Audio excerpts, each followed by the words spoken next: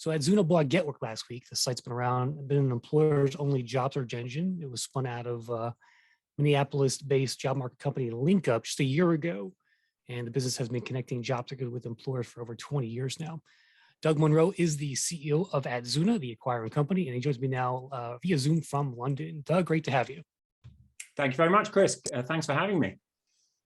Yeah, definitely. So congrats on the acquisition. And I want to start first by giving us a sense of the reach of AdZoner today. I think most of my audience probably has heard of you, but give me a sense of the markets you're in and where you are today.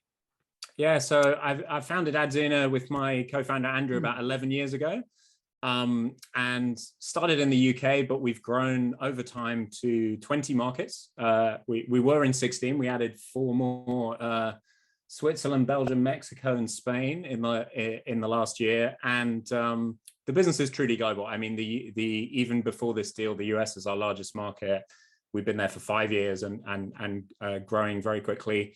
Overall, about 100 people in the business, and about across multiple offices, and tens of millions of visitors to our websites every month. Yeah, very cool. Is your revenue model strictly CPC? Do you have other products you sell to employers, or give me a sense of what you guys offer? Yeah, it's nearly all cost per click, performance-based advertising. We sell to job boards and increasingly to agencies and end employers as a business. I think we sort of started in the job board world as many others did, and then have moved increasingly over time to offer those solutions to employers and their agencies as well. Gotcha. So tell me how the deal came together. Give me a sense of how long it took and when you started the actual conversations. So I guess like many of these things, we've known the team at LinkUp and JobDig and GetWork for a number of years. I know Toby Dayton, who leads the LinkUp business, and Brad and some others in the team. We've partnered with them commercially over the years in a couple different ways, and admired and got to know the business. So that's often a good start if you're thinking of doing something together. And in the last couple of years, I think LinkUp and Toby had become much more of a data company, of a job data business. They had these 2 businesses. They had a job data business and a job search engine business. And over the last couple of years, they became open to the concept of spinning those 2 and separating those 2. They could see reasons to focus on the data business. And so because we knew them and been talking to them for a while, you know, that opportunity arose. That we were fortunate enough that they came and spoke to us when they started thinking about that. And, you know, we stepped in to secure it. So, I mean, the deal itself took us probably less, between 3 and 6 months from really actively having that conversation to closing the deal and announcing it. We closed it a couple of weeks before the announcement. So it's still pretty fresh. Yeah. Yeah, it was one of those where as we started the conversation, we weren't quite sure if it was right. And the more we dug into the business, the more excited we got about it. Going back to that question, what do you think? What were some of the pitfalls you were wary of in a deal like this? Tell me about that. Yeah, it's a good question. My job 20 years ago was actually M&A at eBay. So I've done quite a lot of this stuff in different ways before.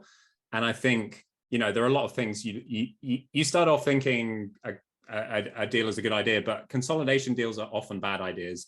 You might lose, you know, you might destroy value, you lose clients and partners because you're offering the same thing to 2 different people. So we wanted to make sure there wasn't that much overlap, and actually a lot of unique things that are coming to the party. A lot of the clients are unique. We've got different technologies and different strengths within the businesses. So that was really good. You know, culture and alignment of the people is really important, and that's difficult across countries as well, you know. So we spent a lot of time talking to the team and getting to know them. And I think, you know, what's under the hood, right? And in GetWork, we found really a stellar reputation for service delivery, trusted by great clients, doing things properly. And that, you know, you're probably not around for 20 years as a business if you're not, but we have a similar attitude. It's not about how do we get the most revenue next month. It's about how do we build a sustainable, great business. And both businesses were profitable before the deal. And I think about quality and sustainability in the same way. How many employees are you bringing over as part of this? So there's 17 people in the Get Work business, and they're all joining forces with the AdZoner team as part of the deal. Yeah. So when I've been in the space for a long time, as you know, and when I think of Get Work, it doesn't have a big, B2C brand compared to the big guys in the space, Indeed and ZipRecruiter. So give me a sense of why you bought this company. And I imagine it's, a foothold into North America, which is always a plus, but give me some more of the why. Yeah, it fits in lots of different ways from our point of view. So our business has been growing fastest in two parts of it over the last 3 to 4 years. North America as a geography, and enterprise, the sort of focus on moving away from that job board piece, or maybe not moving away from it, but growing even faster with companies and enterprises. And clearly that, the Get Work business is 100% in both of those. Like that's all it does. It's an employers only job search engine. It's an employer only job search engine, unlike lots and lots of other job search engines that, including us, that also do the arbitrage stuff where you're selling to other job boards, and there's sort of money flowing around. You can't quite work out where it first came from and where it ends, right? It usually gets redirected 17 times. Get Work is a pure enterprise focus. So that was really exciting for us. That brings clients, it brings a way of thinking about the business. It brings a sales capability, it brings client management capability. So a bunch of things that we got excited about.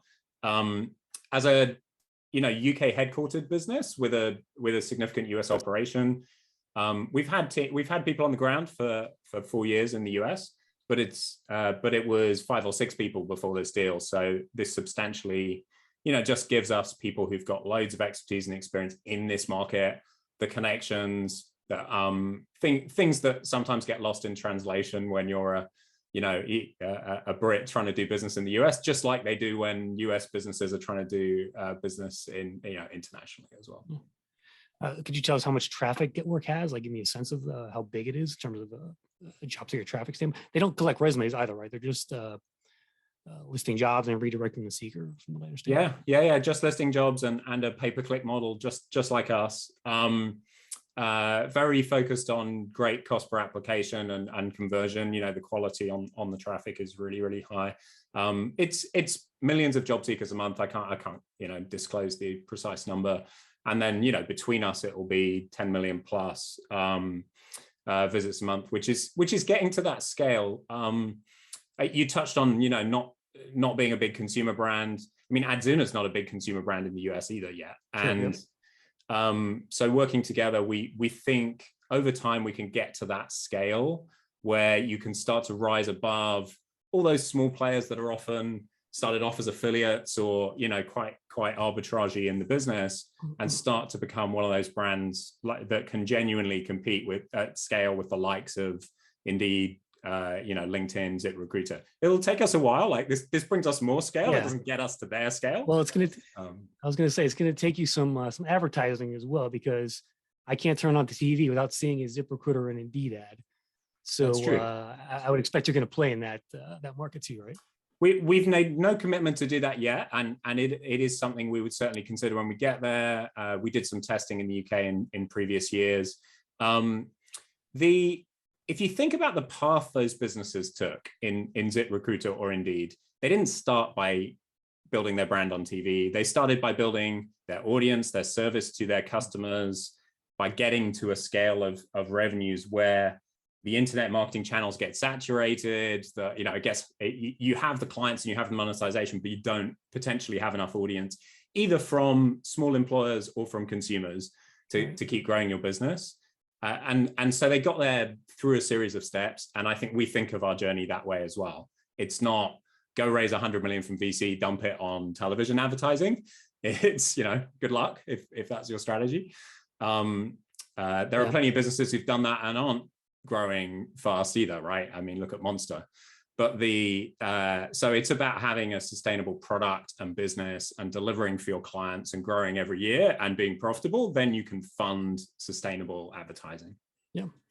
So what's the plan going forward? From what I read in the press release, you're going to keep the brands separate, but do you ever see a day where you're essentially powering the AdZoner listings into get work or no?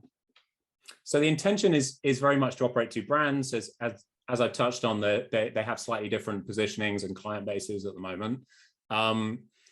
We are going to look to deliver more to our clients by the combination of brands. So we may have two separate brands, but we'll offer our clients the opportunity to be listed across them and therefore grow the audience to them and what we can deliver to them. So there's sort of opportunities there. If you look at the GetWork client base as well, GetWork's a US only brand. They've got a bunch of great global blue chip clients. So we can offer services to those clients in other markets. We can help them with their advertising in Europe and Latin America and other geographies. So that's exciting as well. I think, as I touched on, I've been involved in M&A before, and like we have to be really, really focused in the short term on just doing a great job of the integration, getting to know each other, sharing best practices, looking at those tools that we've both built separately and go, oh, how did these work? Wow, they did something really clever here, and we have a piece of technology there. And we looked at some of that through the acquisition process, of course, but there's actually more of that to do still. Now we're putting the teams together and saying, internet marketing team work together. How would you run this campaign, et cetera. So that's really exciting. There's complementary expertise in the two businesses, I think there.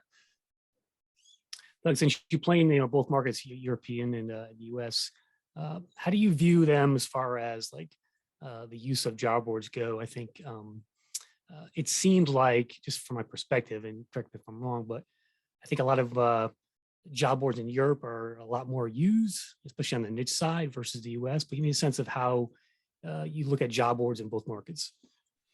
Yeah, I mean, the US market is streets ahead in terms of adoption of pay for performance models, programmatic technology, and sort of key players there. And one of the strange things about our evolution as AdZoner, and one of the reasons we've grown so much in North America organically, is we built all of that technology in Europe and the UK when the market wasn't ready for it. And so we've seen incredible adoption in the US when we've gone over there, but it's also pushed us to be at the cutting edge, and then we can bring some of that back to Europe. And we're starting to see the same things happening in Europe. They're just taking a little bit longer. There are markets where there are, large job boards like Stepstone that have a really strong market share and are delivering really well for their customers at very high prices in Germany. And so it takes I think a bit longer for some of those trends to be adopted in there. But then Stepstone's bought Appcast. They are interested in that technology, and they are using it in beyond the US now as well. So I think we see a lot of the trends that happen in the US repeating in those other markets, and in our business, that's a great opportunity because we're one of the few players, beyond the likes of Indeed, that have a genuine, credible scale in both US and in Europe. So the things we learn in US, we can bring to Europe. Some of the things we learn in Europe, we can bring to the US, and that's great. Yeah, very cool. Can we expect any more acquisitions this year? You guys done? It definitely takes time to integrate and get it right.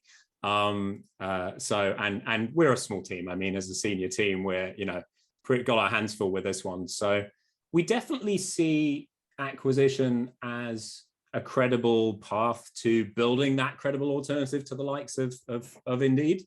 A way of getting there faster. Like, we think we can get there organically, but if we find the right assets, we will. So yes, we're still on the lookout for other acquisitions, but we have to be sensible about it as well. It'll take us some time to integrate this. So. Yeah, I mean, following Indeed's playbook, they bought Simply Hire, they bought Glassdoor. I mean, they're basically gobbling up all the competitors, and that's what I would do if I were them. So, might as well. Yeah, it's a different game for us, though, right? We're not like you're not the big guy who's kind of going, oh, this guy might be a threat. Let's take them out, right? It's right.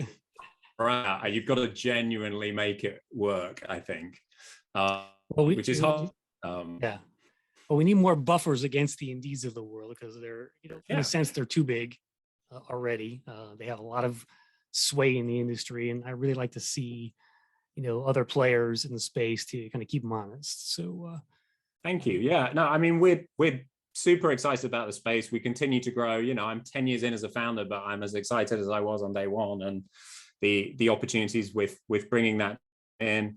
I think the industry, for me, needs credible alternatives, and that's what we hear from the clients and from the agencies.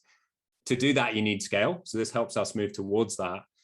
I think also I'm really optimistic. There's a lot of noise out there at the moment, right, about recession and layoffs and all the rest of it. I'm pretty optimistic. There's a long-term labor shortage in this market. I don't think that's going away anytime soon. People need the matching technology, the performance-based advertising to fill those roles. They need alternatives to these guys. So we're you know, there'll be ups and downs. We've lived through some of those before, but I'm really optimistic about the opportunity for the combined company if we can get it right. Well, I wish you well, Doug, and stay in touch. Keep us updated with the sites and the products, and we'll talk again. Thanks, Chris. Appreciate your time. All right, that will do it for this episode of the RegTech Podcast. Be sure to follow us on the socials, Facebook, Twitter, LinkedIn, via the @RegTech BMW handle. See every podcast, video, blog we publish. Thanks for listening and watching, everybody. And remember, always be recruiting.